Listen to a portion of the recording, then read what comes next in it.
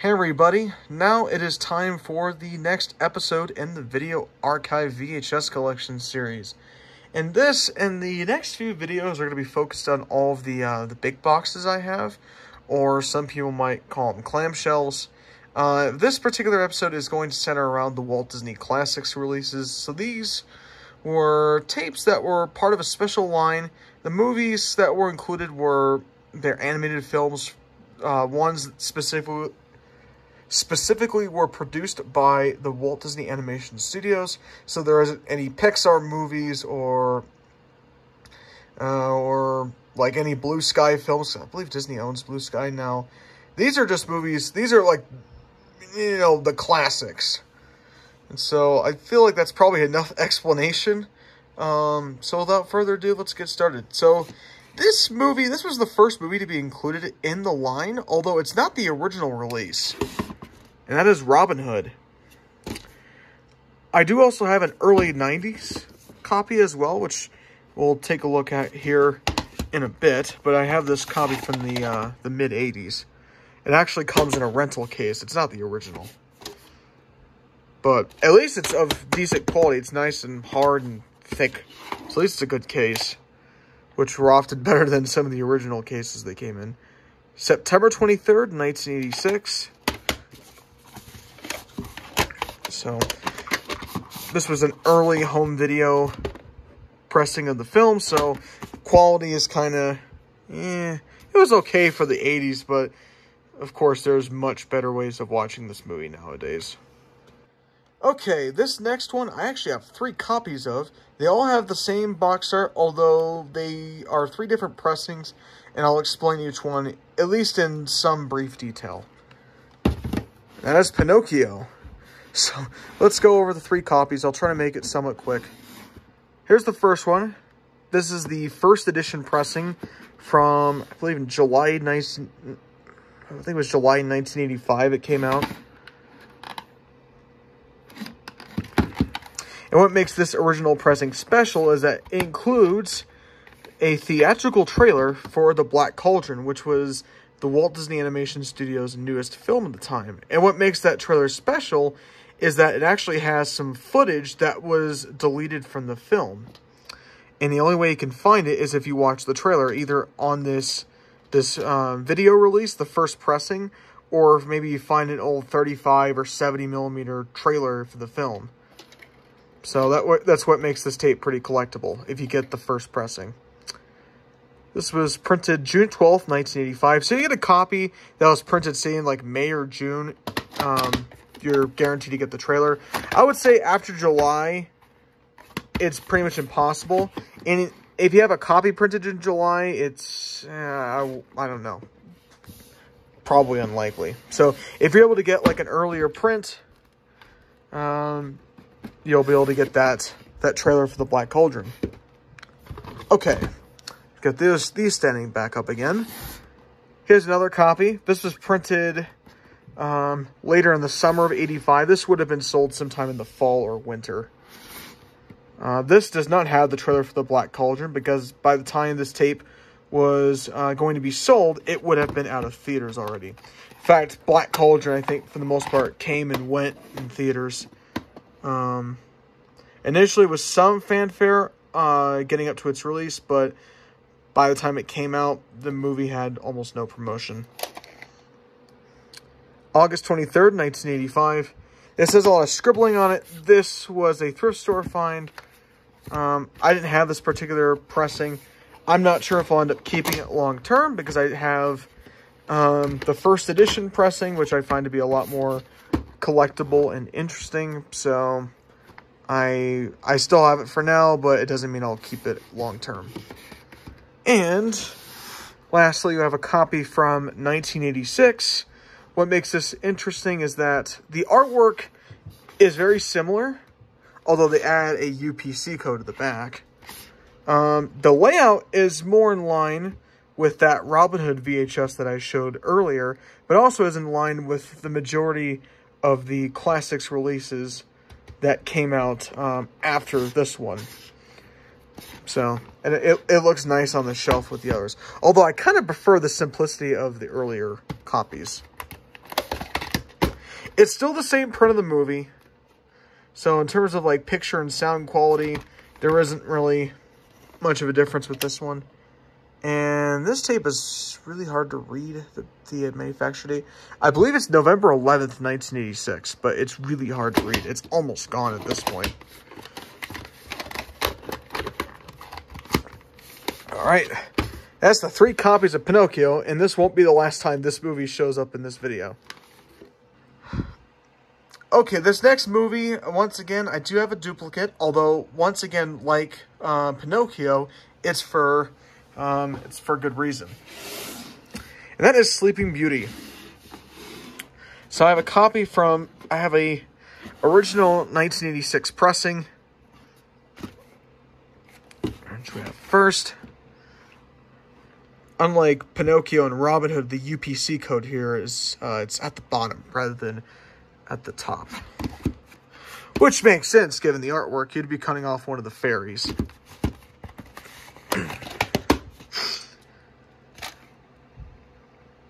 July 31st, 1986. So, my other copy.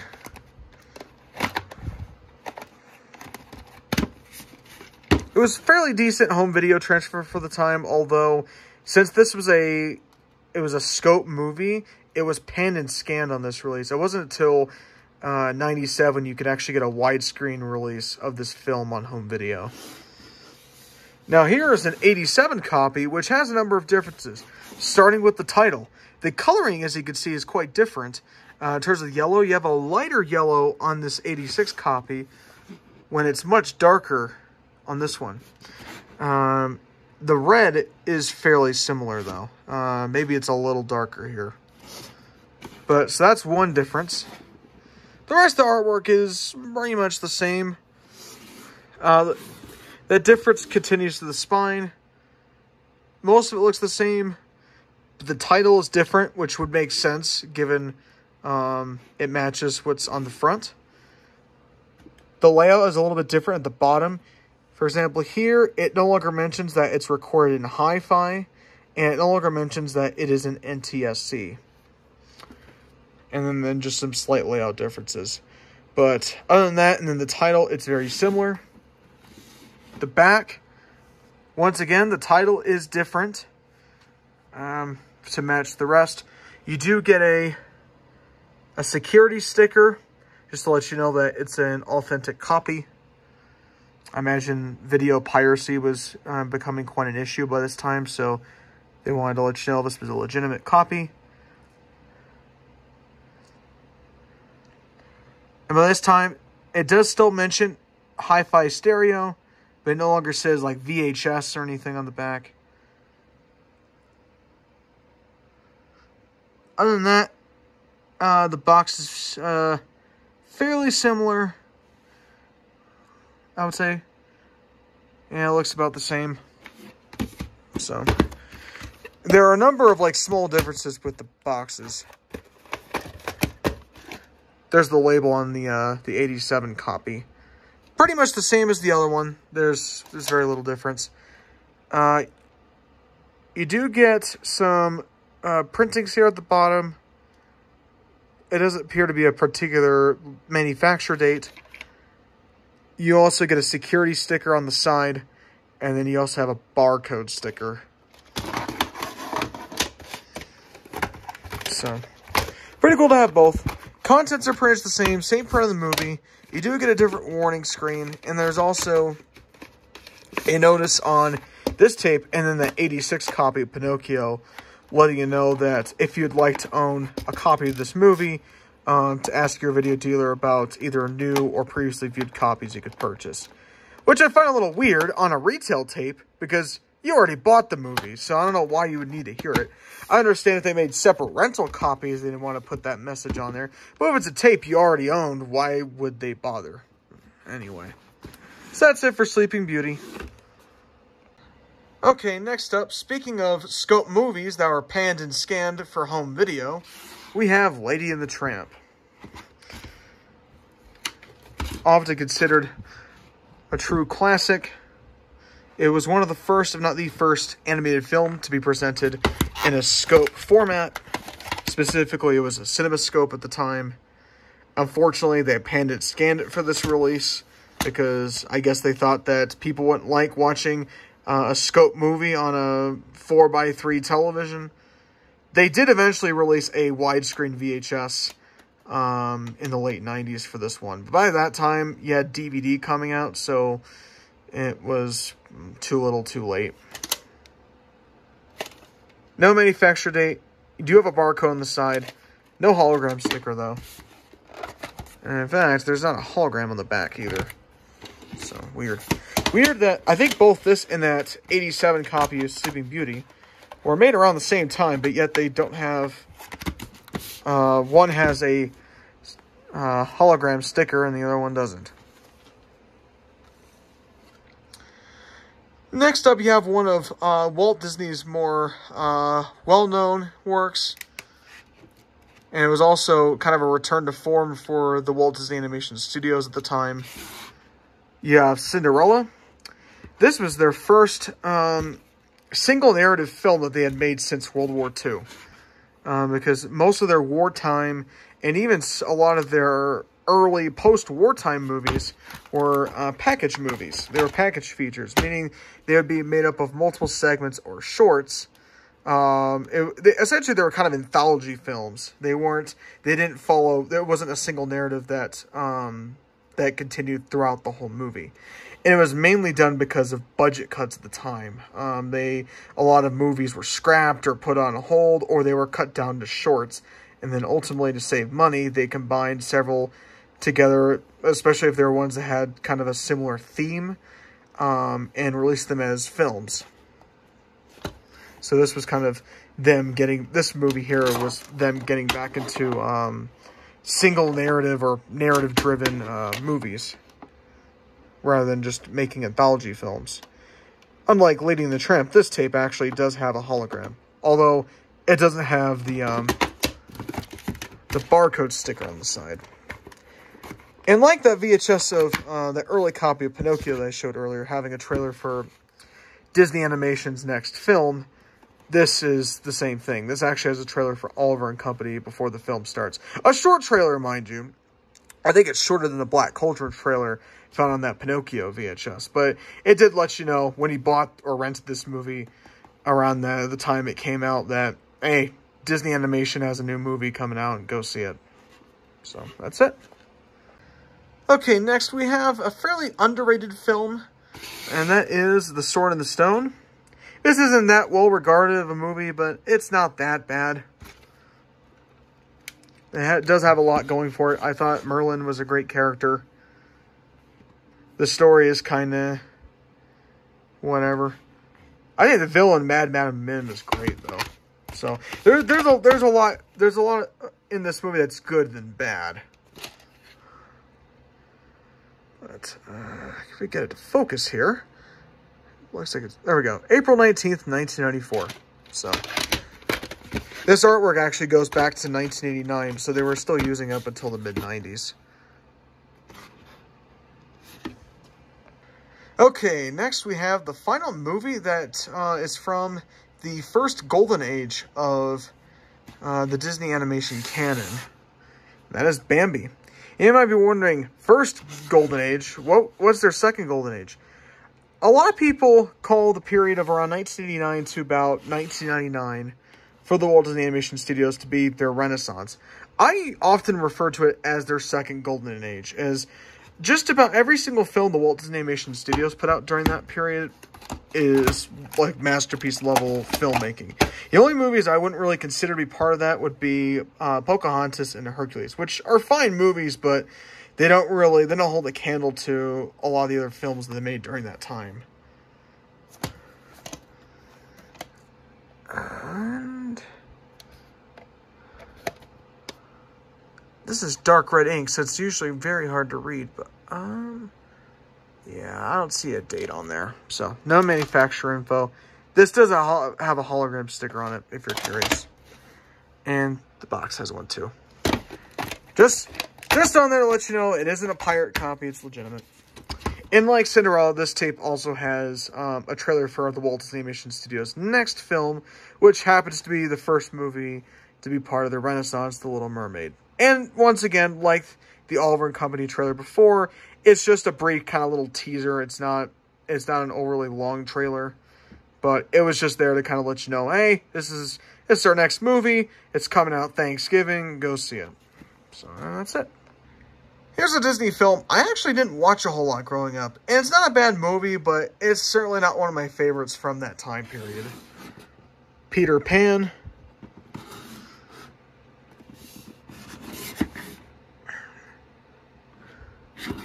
Like, overall, this is a good film, but I think Disney's best 50s film in terms of animation was probably Lady and the Tramp, or maybe Alice in Wonderland. This is September 6th, 1990.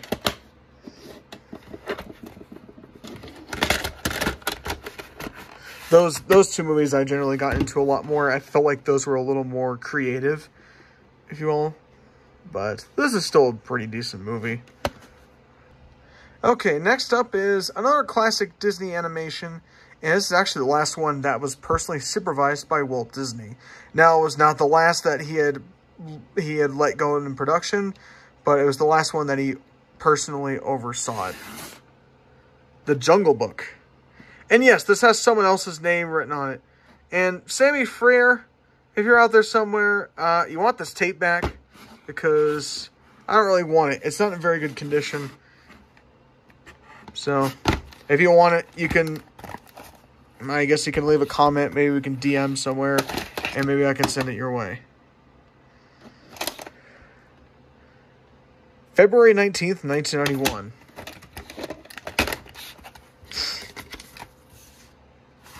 I don't know where this came from. I found it in a junk bin once. But it's of the time this tape came out, so.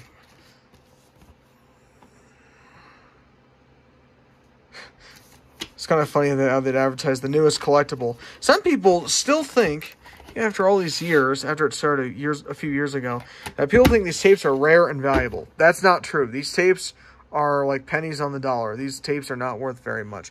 Maybe if it's like a screener / promotional copy, or maybe if it was made of gold, maybe it'd be worth some money. But no, these tapes are not worth very much. I'm sorry. Okay, as I said earlier, I did have another copy of Robin Hood, and here it is, with what I think is a better looking cover. That other one looked kind of strange, but this one is a lot cleaner. I also really like the back cover here. In fact, there's a modified version of this artwork was used as the front cover for the international releases during the 90s.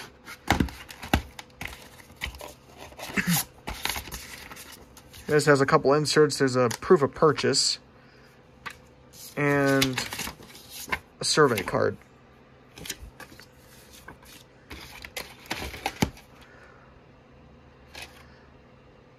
September 5th, 1993. So, unlike most regular copies of this early 90s reissue, which do have a couple of trailers, I think usually there were trailers for The Jungle Book, which was out at the time, and then there was another for The Rescuers Down Under, which was about to be released on home video at the time. This doesn't have any trailers because by 1993, The Jungle Book I don't think was available for purchase, or if it was on its way out. It was on its way to moratorium, and The Rescuers was already old news, so there was really no reason to have those trailers be repeated on this later pressing. Okay, speaking of The Rescuers, we have its sequel up next, The Rescuers Down Under. I really like this cover, by the way. I think it's a good grab, just to let you know, this isn't your fairy tale Disney movie. This is an adventure film. It was also quite innovative for the time, as I believe it was the first animated film to be, at least have its final animation be rendered on computers. It was not CGI. It was still, they still did the drawings on cells, but then it would be scanned into a computer, and then it would be inked and painted on the computer, and then the final frame would be rendered on that same computer. So, It was quite innovative for the time, although unfortunately this movie flopped at the box office. Mainly because I believe it came out the weekend after Home Alone came out, and that movie was absolutely destroying the box office. So any movie that came out around the time Home Alone came out was dead in the water. Okay, now here, this is pretty comical with these coupons for Tide and Downy. 25 cents is like nothing now, but it lists no expiration date. So I wonder if these coupons are still good. I imagine they probably aren't, despite saying no expiration date. But even if they were, these coupons are pretty much useless given where inflation's gone in the last 30 years. September 20th, 1991.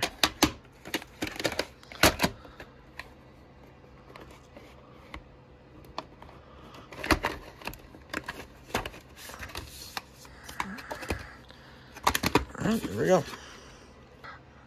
Alright, next is a movie that Disney didn't want to release on home video. But the reason why they ultimately did was because Roy E. Disney wanted to produce a sequel. But to do so, they decided to release it on video to see if people would be interested in a possible sequel. That's Fantasia. And given the movie was the biggest selling film on video at the time, a sequel was greenlit.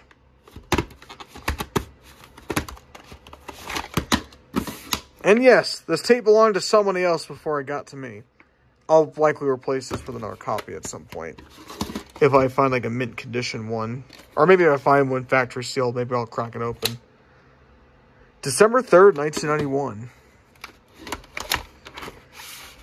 So, thanks to this movie's massive success on video, that's how we ended up getting Fantasia 2000 in 1999. Okay, next up, I have 2 copies of 101 Dalmatians. One, I still need to replace the box for because it is in horrible condition, to the point where you would want to throw it in the trash.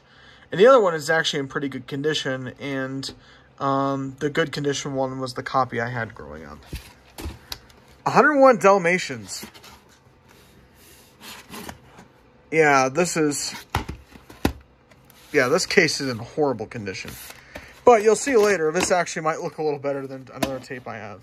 But that other tape was because I had it when I was really young. This tape I got when I was a little bit older. January 30th, 1992. Now, the reason why I have 2 copies is this one. On this, the particular master they used for this VHS release, they actually have the Buena Vista Distribution Company logo shown twice at the end. On this copy. Once where it's just the logo, just silent, nothing special. And then it's shown again, but this time with narration. This copy, this is the one I had since I was growing up. This tape I got for free at one point. Just in a lot with some other tapes. This just has the Buena Vista Distribution Company logo shown once with the narration. So, but other than that, they're the same quality to the film print used. February 3rd, 1992. Same trailers at both the start and the end. So, other than that slight difference, they're both pretty much the same. Okay, next we have another underrated Disney film, The Great Mouse Detective.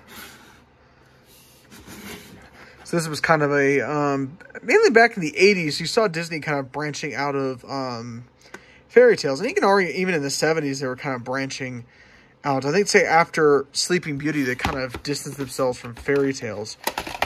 They were mostly adapting a lot of like novels at the time.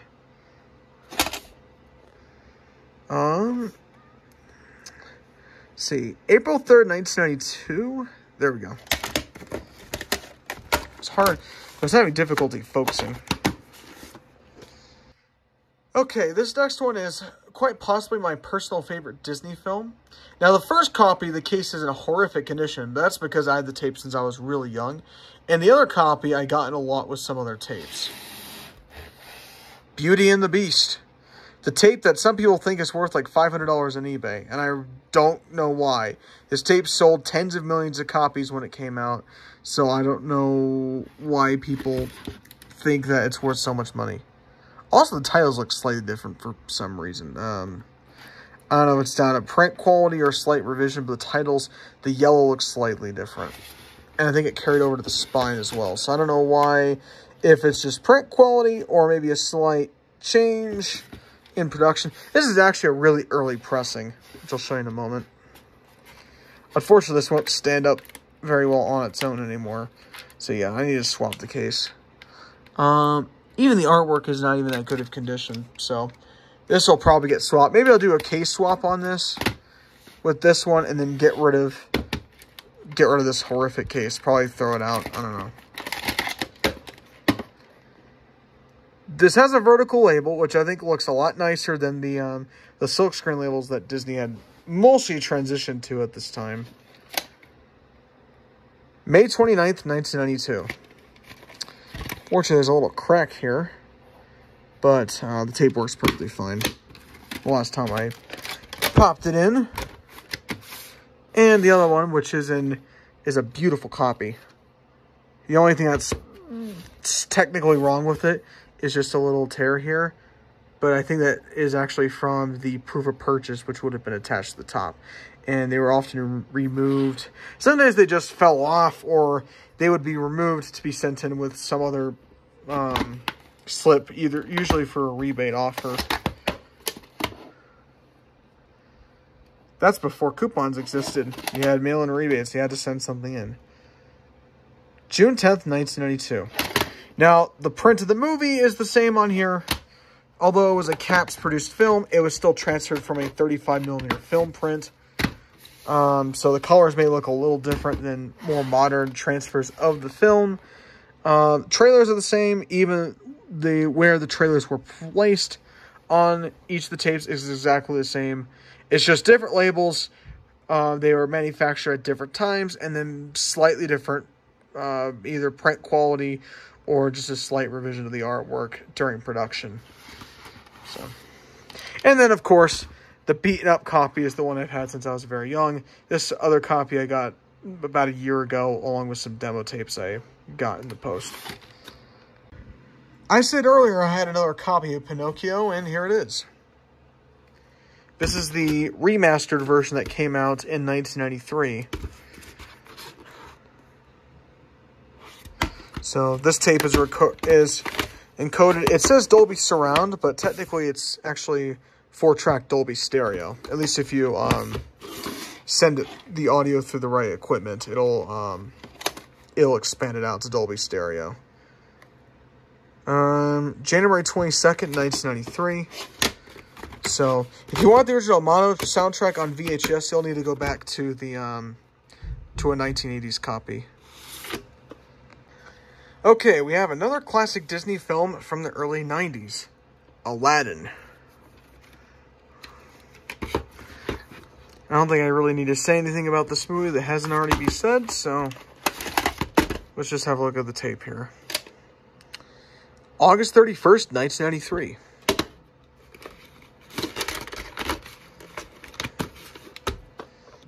And lastly for this video, we have another cult Disney animated film, The Fox and the Hound. This was also the final release in the Walt Disney Classics line. It was succeeded by the Masterpiece Collection, which we'll look at the tapes I have from that series in the next episode. Let's see if we can get to focus here. Come on. Focus.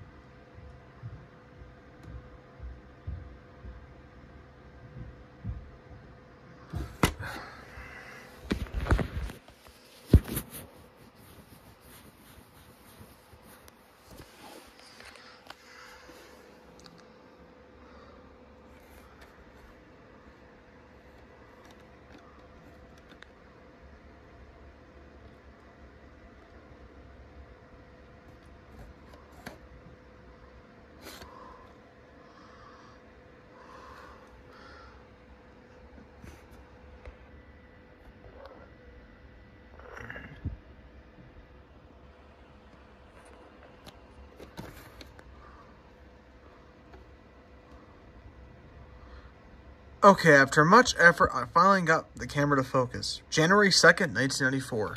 I don't know why my camera was having issues with that. It should be pretty easy to focus on that. But anyway, that'll do it for this episode. I hope you guys enjoyed seeing what I had. And as I mentioned before, the next episode will focus on the Masterpiece Collection series. And then the next episode after that will focus on a lot of the early Disney big boxes. And we'll go from there. I hope you guys to see you. I hope to see you guys again soon. And I'll catch you later.